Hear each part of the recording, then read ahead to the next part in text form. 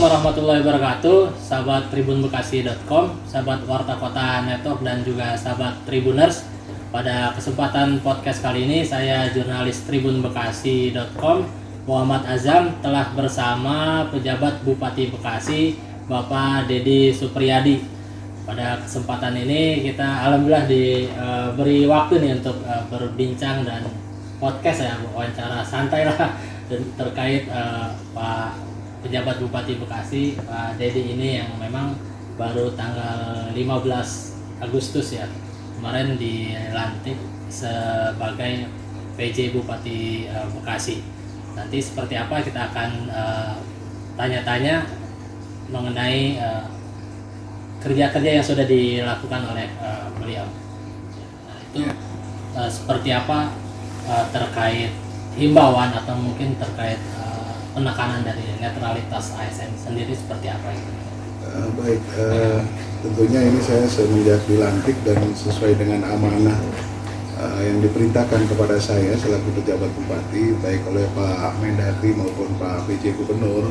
Salah satunya adalah untuk mensukseskan penyelenggaraan pilkada serentak di 2024 khususnya di Kabupaten Bekasi. Jadi itu menjadi komitmen tentunya saya dan konsistensi saya di dalam mensukseskan penyelenggaraan pilkada serentak ini.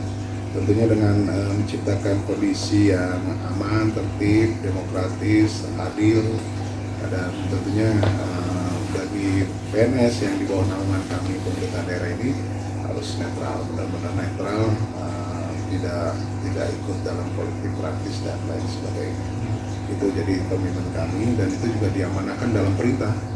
Saya menjadi pejabat itu harus khususnya dalam posisi ASN itu harus netral dan juga menciptakan iklim kondusif ya, kondusivitas di daerah tentunya bersama-sama dengan Forkompinda.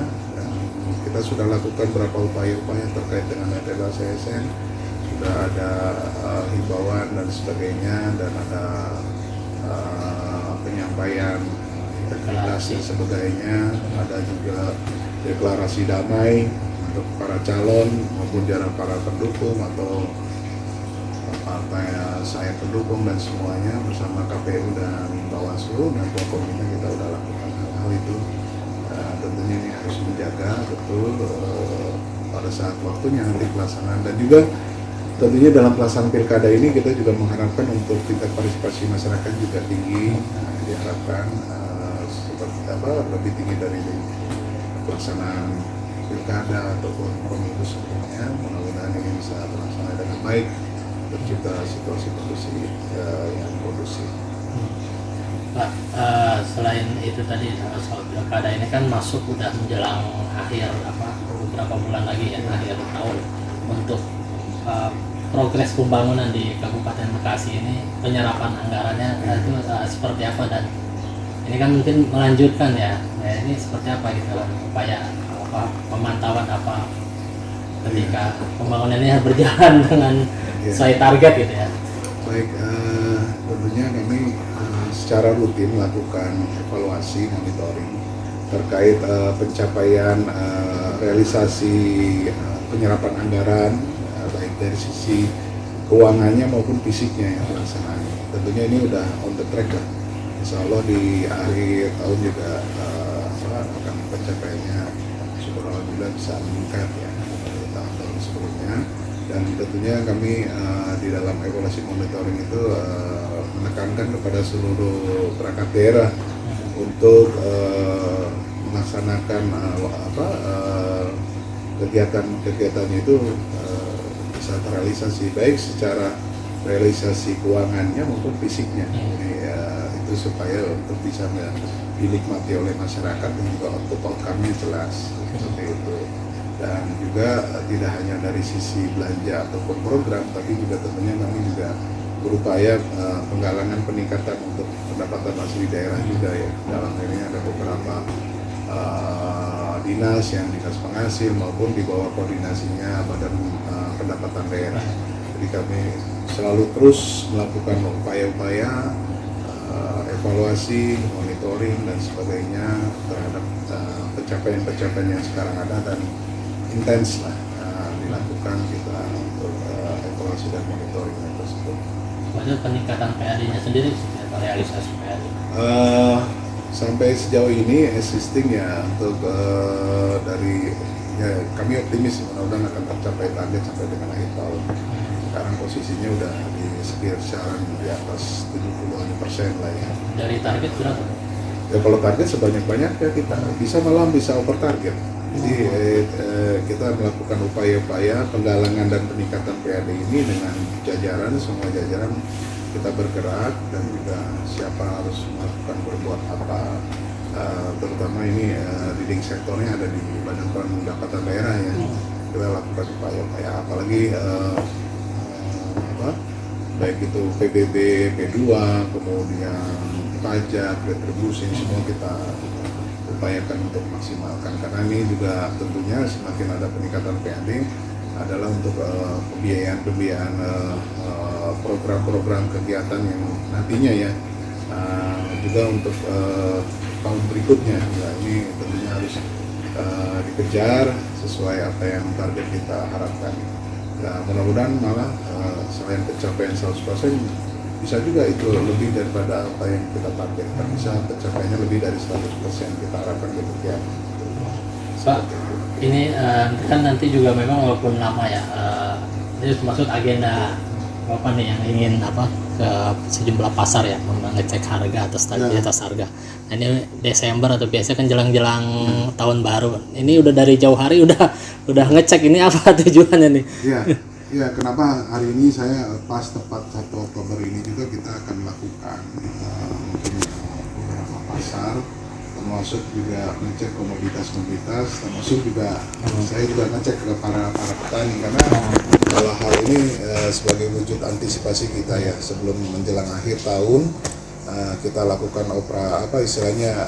pengecekan, monitoring ke beberapa pasar ya. Kita lakukan ini stabilitas harga kebutuhan pokok masyarakat dan sebagainya kita antisipasi. Jadi sebelum menjelang daripada akhir tahun. Itu terkandung maksud apa supaya kita juga bisa memonitor di pasar itu terkait dengan kelangkaan ataupun juga ada kenaikan ya. Ini juga harus bisa kita antisipasi sedini mungkin sebelum menjelang akhir tahun. Jadi ini supaya untuk bahan kebijakan kita di dalam hal memastikan bahwasannya baik itu ketersediaan bahan pokok yang di masyarakat sebagai komponen nanti inflasi ya. Inflasi daerah ya kita harus antisipasi bersama-sama dengan teman-teman tentunya semua dan nanti hal-hal apa yang nanti kita akan kebijakan yang kita atur dan memonitor dari perkembangan yang ada di pasar. Jadi juga memastikan lonjakan ataupun apakah ada kenaikan kebutuhan pokok masyarakat seperti telur, bawang, beras dan sebagainya ya. Yang menjadi komoditas unggulan kita harus pantau sedini mungkin di awal Oktober ini dan terus kita tiap minggunya juga kita selakukan ini. Saya hanya untuk memastikan aja bahwa semuanya itu berjalan baik dan tidak ada hal-hal yang mungkin kenaikan atau lonjakan harga yang kita nantinya suatu harapannya ketika pas momen itu tidak ada lonjakan tinggi gitu ya. Ini juga kan tentunya agar supaya masyarakat juga mempunyai kepastian ataupun juga tidak merasa beban berat seperti itu. Jadi saya harus wajib memastikan bahwasannya kondisi di pasar ataupun di lapangan itu ya kondisi stabil terkait dengan harga-harga kebutuhan pokok masyarakat dan tidak ada lonjakan-lonjakan yang cukup berarti lah. Tapi ntar kan juga akan mempengaruhi itu nantinya terkait dengan inflasi daerah. Dan kita menjaga dan sampai sejauh ini sih sementara ini masih belum, tapi kita akan memastikan lagi saya akan di lapangan seperti apa. Seperti itu. Siap Pak PJ Bupati Bekasi Pak Dedi Supriyadi. Ini terakhir sebagai penutup, sebagai closing statement nih, mungkin ada pesan atau himbauan buat masyarakat baik itu terkait pilkada maupun juga terkait secara umum Kabupaten Bekasi, baik keamanannya maupun yang lainnya. Baik, terima kasih. Saya pejabat Bupati Bekasi berharap terkait dengan kondisi terakhir maupun juga harapan-harapan ke depannya kepada seluruh warga masyarakat Bekasi. Dalam ini kita menjelang 27 November akan melaksanakan pesta demokrasi pilkada serentak di tahun 2024 ini. Saya harapkan kepada seluruh warga untuk memberikan hak ataupun suaranya dan juga tentunya diharapkan partisipasi aktif di dalam pelaksanaan pesta demokrasi ini, sehingga tingkat partisipasi pada saat pilkada serentak ini di Kabupaten Bekasi ada peningkatan dari sisi partisipasi daripada masyarakat yang memberikan hak suara di dalam pilkada serentak nanti.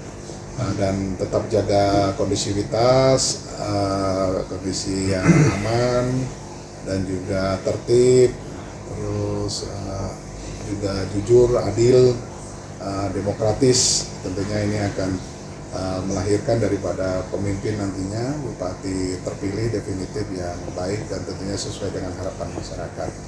Kemudian terkait juga hal dengan kondisi saat ini, Kabupaten Bekasi juga banyak viral ataupun berita-berita yang terkait itu apakah tawuran, kemudian juga ada hal-hal mungkin kekerasan atau kekerasan seksual ataupun juga narkoba ya, atau obat-obat terlarang yang mungkin akhir-akhir ini agak viral ya di beberapa tempat wilayah. Juga saya harapkan di dalam kesempatan ini saya menghimbau agar semua pihak dan juga mungkin di sekolah-sekolah saya juga sudah menyampaikan arahan ataupun juga petunjuk agar tentunya para kepala sekolah, para guru, semua tokoh masyarakat aktif dalam untuk pencegahan daripadanya adanya tawuran. Dan tentunya saya juga apresiasi kepada pihak kepolisian, dalam hal ini Pak Kapolres beserta jajarannya yang telah bahu-membahu dan juga antisipatif terhadap hal ini dengan adanya sering upacara ya, para Kapolsek atau Babin Kaptibmas, kemudian juga melakukan upaya-upaya preventif, sosialisasi, pembinaan dan sebagainya. Tentunya kami juga bersama jajaran Forkopimda terkait dengan tawuran juga kita ada penekanan ekstra kepada masing-masing sekolah untuk melakukan upaya-upaya pembinaan yang lebih preventif dan tentunya komunikasi dengan masing-masing orang tua murid ya, seperti itu. Dan juga terkait dengan penggunaan sajam juga sudah kita antisipasi dari pihak Polres juga terkait itu, dan alhamdulillah beberapa kali dilakukan akan ada upaya-upaya tawuran antar pelajar sudah diantisipasi. Alhamdulillah beberapa sudah banyak yang dicegah ya karena sempat terdeteksi ataupun kemudian juga terkait dengan masalah kekeringan dan juga saya harapkan ini juga kondisi kali atau saluran sekunder maupun yang lainnya itu banyak tumpukan sampah. Selain adanya sedimen, ini sampah. Jadi saya menghimbau kepada seluruh warga masyarakat mempunyai kesadaran yang tinggi terhadap hal untuk tidak membuang sampah sembarangan lah, terutama ke kali-kali dan sebagainya. Kasihan para petani karena akhirnya tidak, selain sedimentasi yang ada juga karena ada tumpukan sampah yang memang sangat besar sehingga juga akan menghambat aliran air ya untuk mengaliri persawahan, sehingga ini kasihan para petani. Saya himbau semuanya juga dari sisi kelembagaan terutama yang ada di sekitar bantaran